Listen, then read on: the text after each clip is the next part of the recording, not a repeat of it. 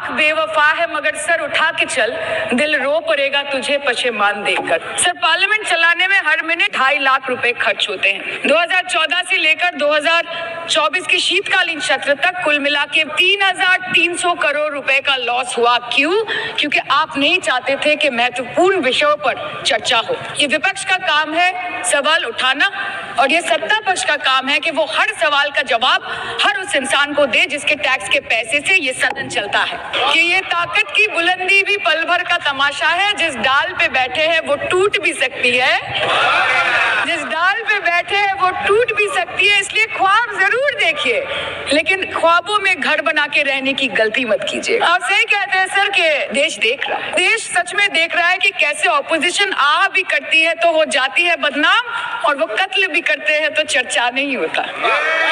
आज 303 से ज्यादा एमपी आपके हैं, 2000 से ऊपर एमएलए आपके हैं, 21 राज्य आपका है। हर डिबेट, हर डिस्कशन, हर बिल पे बोलने के लिए 70% वक्त आपको मिलता है। मीडिया आपका, सब उनका है। और आप बोलते हैं कि हम इस सदन में आवाज ना उठाए, इसका विरोध ना करें। हम अपने लीडर का नाम एक से ज्यादा 2 बार बोले तो हम पे रोक लगाई जाती है, और ट्रेजरी बेंच वाले वहाँ बैठ के पार्टी का नारा लगाते हैं और अपने नेता मंत्रियों का नाम जपते हैं, तो तब सब ठीक है सर, कोई प्रॉब्लम नहीं है। आप ओवरनाइट रात के 12 बजे 1 बजे बिल्स लेकर आते हैं, और सामान्य बिल्स नहीं सर, बिल्स जो लोगों का वर्तमान और उनके भविष्य के साथ डायरेक्टली जुड़े हुए हैं।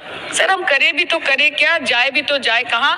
आधे से ज्यादा बिल तो इस सदन में बिना चर्चे के पास हो जाता है।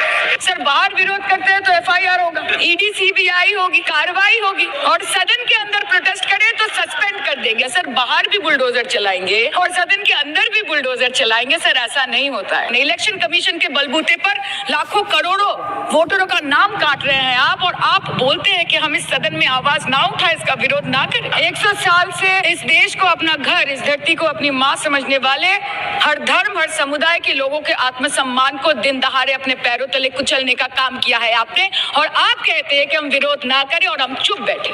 आप सही कहते हैं सर कि देश देख रहा है, देश सच में देख रहा है कि कैसे ऑपोजिशन आ भी करती है तो हो जाती है बदनाम, और वो कत्ल भी करते हैं तो चर्चा नहीं होता। हम मानते हैं कि एलओपी का सलाहकार कोई नहीं है सर, परंतु प्रधानमंत्री जी का सलाहकार बनके उनको सदन में आने से रोक दिया ये कहकर कि महिला सांसदों से उनको खतरा है। सर आपने तो हमको देशवासियों के सामने आतंकवादी बना दिया, और जबकि असली आतंकवादी इस देश में साइकिल चला के घुस जाते हैं और पैदल वापस चले जाते हैं, आप उनको रोक नहीं पाते। भारत पे चीन का आग्रासन आप रोक नहीं पाते। भारत किससे तेल खरीदेगा, कितने दिनों के अंदर खरीदेगा, किससे दोस्ती निभाएगा, किससे दुश्मनी बरकरार रखेगा, कोई और देश का राष्ट्रपति हमें ट्विटर पे आके लेक्चर देता है, इंस्ट्रक्शन देता है, आप उसको रोक नहीं सकते। और सदन में हम सांसदों को रोक के you feed on your ego.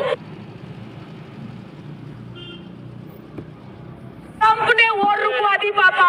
इस बार अमेरिका के प्रेसिडेंट ने एक ही मैसेज दिया पूरे दुनिया को कि ट्रंप ने वॉर रुकवा दी पापा। आपके 56 इंच का दबदबा कहाँ गया मोदी? मतलब रिस्क हम ले, ऑपरेशन हम करें, और खीर चाचा चौधरी खा के चला जाए, इसी के लिए हम बैठे हैं यहाँ पे। पूरा देश बोल रहा है, पूरा विश्व बोल रहा है that Trump made a joker of Narendra Modi. और प्रेस मीडिया का इस देश में तो सर लोगों को बहकाने का काम किया इन्होंने। खबर ऐसे बनाते थे कि आज कलकत्ता में मैं सोने जाऊंगी और कल कराची में नींद खुलेगी मेरी, कि आज लखनऊ में मैं डिनर करूंगी और कल लाहौर में ब्रेकफास्ट। सर हम बोलेंगे कि आपने घर में घुस के मारा तो आप बोलेंगे देश प्रेमी। हम पूछेंगे कि आतंकवादी कहां से आए तो आप बोलेंगे देशद्रोही। हम बोलेंगे वाह मोदी जी वाह तो आप बोलेंगे देश प्रेमी। हम बोलेंगे नरेंद्र मोदी जवाब दो तो आप बोलेंगे देशद्रोही। और आप बोल रहे हैं कि हम आपको सवाल न करें। Sir this is not Pakistan जहाँ सरकारें कम और तानाशाही ज्यादा चलती है। ये भारत है, यहाँ पे अगर रूलिंग पार्टी देश चलाए तो ये सत्ता विपक्ष से चलती है। आपने ईंट का जवाब ईंट से दिया, देश चाहता था कि आप ईंट का जवाब पत्थर से दें। पहले बोलते हैं कि पीओके हमारा है, लेके छोड़ेंगे, आज बोल रहे हैं डे 1 से हम तो नॉन एस्केलेटरी है, वो मारेंगे तो फिर हम मारेंगे, फिर वो मारेंगे, फिर हम मारेंगे। वो 2 मारेंगे, हम 10 मारेंगे। वो 26 मारेंगे, हम 100 मारेंगे।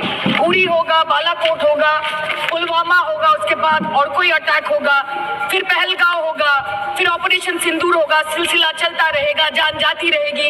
होम मिनिस्टर ने आज बोला कि हमने दुनिया के सामने पाकिस्तान को बेनकाब कर दिया कि हमने किया है, हमने किया है। सर, आपने सिर्फ अकेले नहीं किया है, इंडियन आर्म फोर्स ने किया है, 140 करोड़ लोगों ने किया है। सर, किसी का कुछ नहीं आता, सबका वक्त आता है, और जिसका वक्त आता है उसका सब आता है। आप बोलते हैं ना कि ममता दीदी बांग्लादेशियों को